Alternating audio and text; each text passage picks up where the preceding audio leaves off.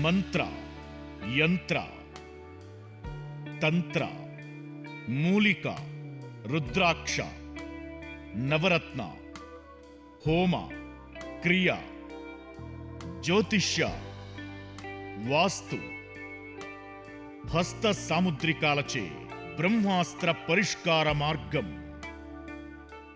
శ్రేయం గురుదత్త. ఆత్మీయులందరికీ స్వాగతం. ప్రతి సంవత్సరం మనకు 4 నవరాత్రి విశేష విధానాలు రావడం జరుగుతుంది.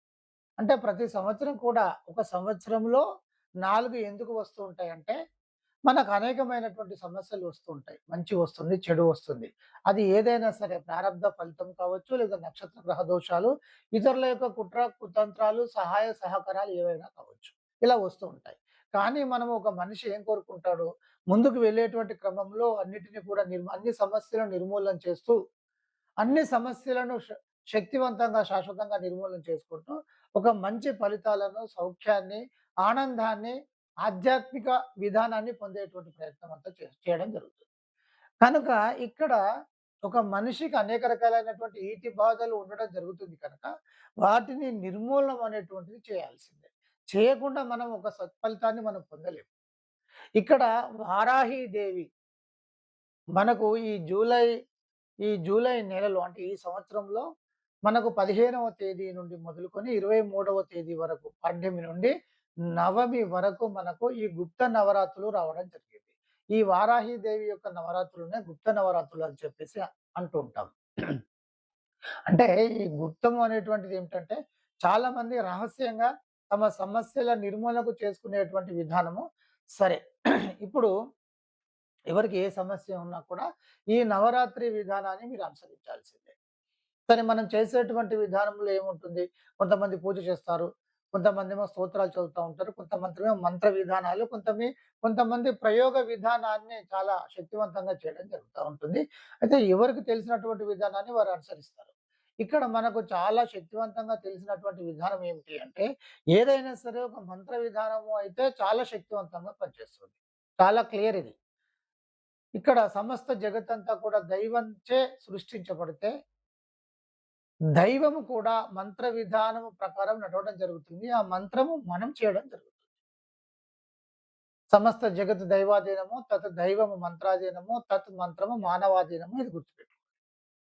అంటే ఆ శక్తి యొక్క వైబ్రేషన్ మన ఇక్కడ కదిలించినప్పుడు, ఇక్కడ ఏ విధంగానైతే మనం కదిలిస్తామో మంత్ర విధానాన్ని అనుసరించి ఆ వైబ్రేషన్ ప్రకారమే ఆ శక్తి ఉత్పన్నమై మనల్ని ఇబ్బంది పెట్టేటువంటి చెడు నిర్మూలన అనేటువంటిది చేయడం జరుగుతుంది. కనుక ఇది చాలా శక్తివంతమైనటువంటి విధానం. సరే, తెలిసినటువంటి వారేమో మంత్ర విధానాన్ని చేయండి. లేదు అంటే ఈ వారాహిదేవి యొక్క కవచాలు కానీ, అష్టోత్తరాలు కానీ, ఇలాంటివి మీరు చేసేటువంటి ప్రయత్నం చేయండి. ఇక ఏమీ తెలియకపోతే పూజ చేయండి. దీపారాధన చేసేసి ధూపదీప నైవేద్యాలు మీకు తోచింది ఏదో పెట్టేసి నమస్కారం చేసేసుకోండి. కనీసం అష్టోత్తరాలన్నా చదివేటువంటి ప్రయత్నం చేసుకోండి. లేకపోతే ఆ వారాహి దేవికి నమస్కారం చేసి, తల్లి మమ్మల్ని రక్షించాలమ్మా, మా సమస్యలను దూరం చేయమ్మా అని చెప్పేసి నమస్కారం చేయండి. కానీ హైందవ విధానంలో ఈ రోజులలో అయితే జ్ఞానము ప్రతి ఇంటింటికి చేరుతుంది. హైందవ విధానంలో జ్ఞానము మిగతా మతాల విధానంగా ఉండదు. ఒక వ్యక్తి తన సమస్యలను శాశ్వతంగా నిర్మూలన చేసుకునేటువంటి విధానాలు అనేక రకాలుగా ఉంటాయి. అలాగే ఆ వ్యక్తి దైవత్వం వైపు వెళ్ళడమే కాదు, దైవం యొక్క శక్తులను సంపాదించుకునేటువంటి విధానము, చివరికి తానే దైవంగా మారేటువంటి విధానము, ఇలాంటివన్నీ కూడా చాలా, చాలా విస్తృతంగా ఉండడం జరుగుతుంది. సబ్జెక్టు చాలా అపారంగా ఉంటుంది. కనుక అంటే పట్టుకోవడము అనేటువంటిది చాలా కష్టంగా ఉంటుంది. మనకేంటంటే వేదాలు ఉంటాయి, ఉపనిషత్తులు ఉంటాయి, భగవద్గీత ఉంటుంది. ఇంకా చాలా విధానాలు ఉంటాయి. ఇంకా అనేకమైనటువంటి మార్గాలు ఉంటాయి. కనుక ఇక్కడ ఈ విధానము సనాతన ధర్మంలో ప్రతి విధానము తెలుసుకోవడం అనేటువంటిది కష్టంగా ఉంటుంది. అయినప్పటికీ కూడా ఒక మంత్ర విధానాన్ని పట్టుకుంటే మీ సమస్తమైనటువంటి సమస్యలన్నీ కూడా నిర్మూలన కావడం జరుగుతుంది. కనుక ఈ వారాహిదేవి యొక్క విధానంలో మీరు పూజ చేయండి. స్తోత్రాలు చేసుకోండి, కవచాలు చేసుకోండి, అష్టోత్తరాలు చేసుకోండి. మీకు తెలిస్తే మంత్ర విధానాన్ని చేసుకోండి. ఈ వారాహి, ప్రత్యంగిర ఇలాంటి విధానాలన్నీ కూడా చెడును, మీ సమస్యలను శాశ్వతంగా నిర్మూలనం చేయడము, మట్టి కరిపించడము అనేటువంటి విధానంలో అందవేసిన చేయగా ముందుకు వెళ్ళడం అనేటువంటిది జరుగుతుంది. కనుక మంత్ర విధానము సర్వశ్రేష్టమైనదిగా చెప్పబడింది.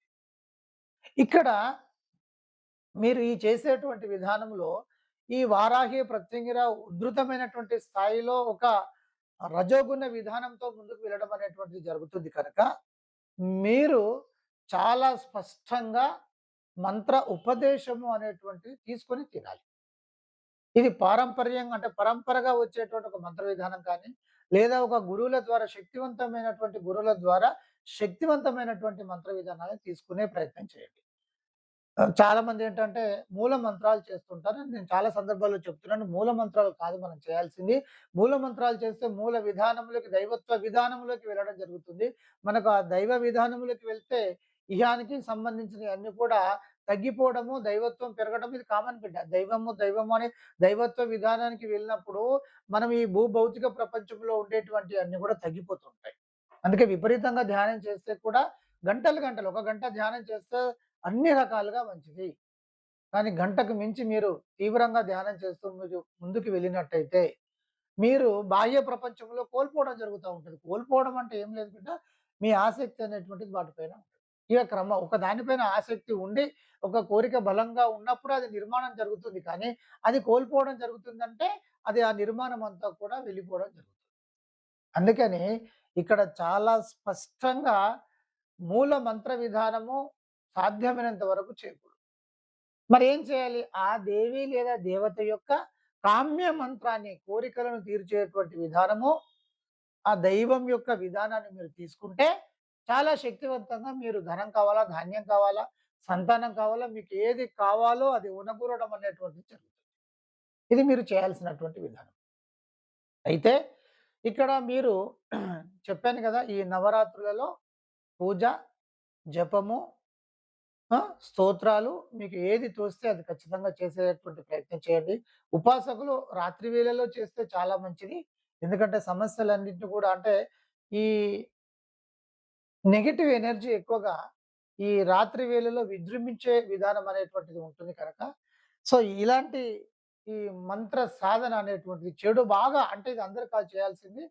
సాధకులు కావచ్చు, లేకపోతే విపరీతమైనటువంటి సమస్యలు ఇంకా మరణమే దిక్కా అనేటువంటి విధానముతో బాధపడేటువంటి వారందరూ కూడా మీరు రాత్రి వేళలో చేసుకోవడం అనేటువంటిది జరుగుతుంది. రాత్రి వేళ అంటే పెద్దగా ఏం లేదు బిడ్డ. మీరు ఆహ్, రాత్రి 11కి మొదలుకొని మీరు 1 వరకు ఓ 2 గంటలు చేసుకునేటువంటి ప్రయత్నం చేయండి. మంత్ర ఉపదేశము ఒక శక్తివంతమైనటువంటి గురువు ద్వారా మాత్రమే తీసుకోవాలి. లేదు అని అనుకున్నప్పుడు ఇప్పుడు నేను చెప్పేటువంటి ఒక మంత్రాన్ని మీరు ఈ నవరాత్రులు చేసేటువంటి ప్రక్రియను కొనసాగించండి. ఇక మీరు ధూపదీప నైవేద్యాలు అని అనుకున్నప్పుడు, ధూపము, దీపము ఇది మనకు తెలిసినటువంటి విషయమే. నైవేద్యము అని అనుకున్నప్పుడు, మీరు మరి ఇక్కడ ఏదో ఇంట్లో చేసి పెట్టాల్సినటువంటి అవసరం లేదు. మీకు ఏమీ లేదు అనుకున్నప్పుడు హ్యాపీగా ప్రశాంతంగా మీరు ఒక ఎండు ఖర్జూరం పెట్టండి. లేదా కొంచెం చక్కెర, లేదా బెల్లము ఏదో ఒకటి అక్కడ నైవేద్యంగా పెట్టి నమస్కారం చేయండి. భగవంతుడికి వాస్తవంగా ఆకలి ఉండదు బిడ్డ. ఏది ఉండదు. మన తృప్తి కోసమే మనం పెడతాం. మన తృప్తి కోసమే పత్రం, పుష్పం, ఫలం, తోయం. ఇప్పుడు మిగతా వాటిలో మిగతా మత విధానాల ఆహ్, లెక్క ప్రకారంగా దశమ భాగాలు గాని, ఒక నెలలో 4 రకాలైనటువంటి దశమ భాగాలు గాని, లేకపోతే ఇంకా ఇతరత్ర ఇవ్వడం కానీ, అక్కడే కాదు ఎక్కడ అనేటువంటి విధానం మన దాంట్లో ఉండదు.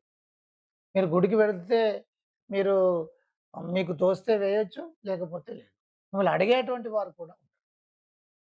ఇక నైవేద్య విధానంలో కూడా చాలామంది చాలా రకాలుగా చెప్తూ ఉంటారు. మనకు శాస్త్ర ప్రకారము చాలా స్పష్టంగా చెప్పబడింది ఏమిటంటే, పత్రం, పుష్పం, ఫలం, తోయం. ఇది చూడండి. మీ పెరట్లో ఒక ఇది మీ పెరట్లో ఒక ఫలము, ఒక ఫలము ఏదో ఒక పండు ఉంటే తీసుకొచ్చి పెట్టండి. ఏదో ఒక పండు తినే పండు ఉంటే తీసుకొచ్చి పెట్టండి. ఒక కాయ అయినా తీసుకొచ్చి పెట్టండి. అది లేదు. ఒక ఫలం లభించలేదు. ఒక పుష్పం తీసుకొచ్చి పెట్టండి. అది గూడా లభించలేదు. ఏదైనా ఒక ఆకు తీసుకొచ్చి, ఆకుని తీసుకొచ్చి అక్కడ పెట్టండి.